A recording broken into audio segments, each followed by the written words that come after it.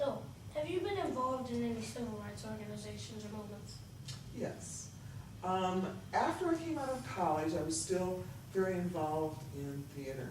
And I was working at KCRG television on Channel 9 for about 4 or 5 years, but I still wanted to be active in theater and things of that nature.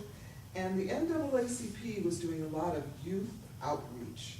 They were trying, even in those days, and this was like in the mid-'80s or so, they were wanting to do something for the young people. So what we did, we came together and I had an idea to do a play that was called, a musical that was called The Wiz. And I directed it, and we had about, I'd say about 70 people. There were adults that played, some of the junior high and high school kids played like Dorothy and the Tin Man and things of that nature from The Wiz. And then there were some adults that played a little bit more adult parts. And then we had some very, very small children who played the Munchkins and things like that.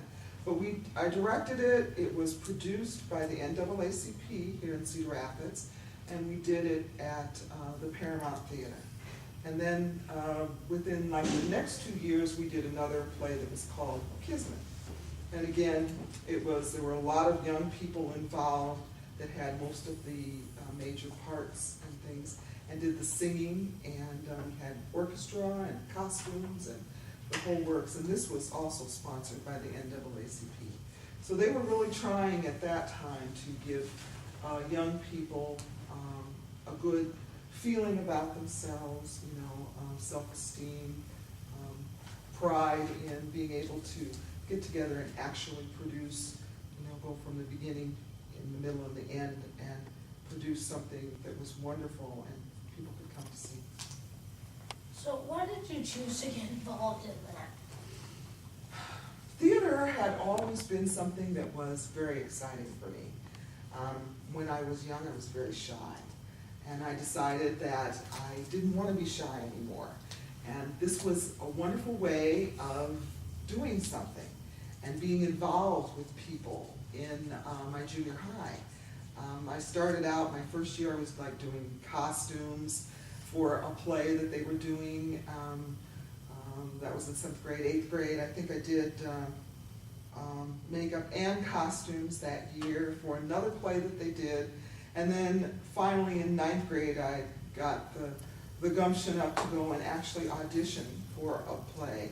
And I got my very, very first part. It was called, funny little play. It was called the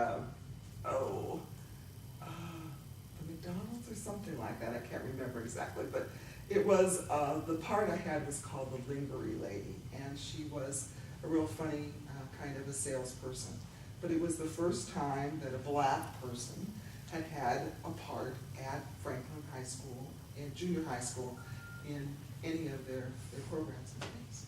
So it was pretty unusual, but it was just a blast. It was just the most wonderful thing. How did your family feel about you deciding that you were going to get involved? Well, they wanted me to get involved. I had parents who were very, very much in the civil rights movement.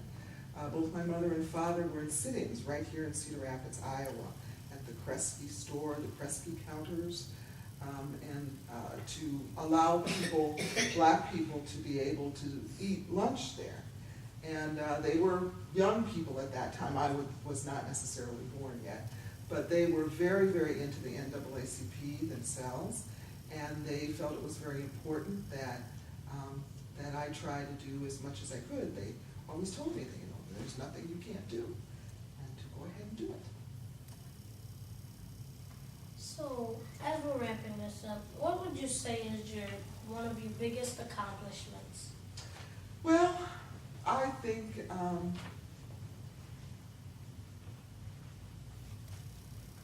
working with young people and giving them the feeling that there is nothing that you can't do, in this world.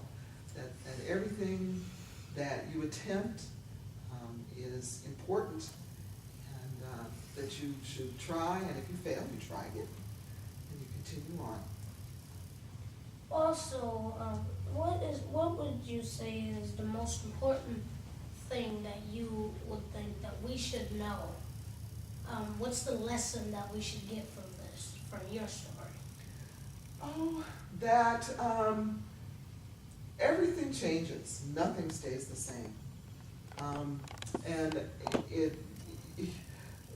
the amount of changes that we have gone through, as a people in the United States, will, affect people in the future forever. And this is a wonderful thing and a good thing and something that we should always try to remember, as you go along toward the future. Okey-dokey. Well, thank you for interviewing me. Sure, thank you for interviewing me.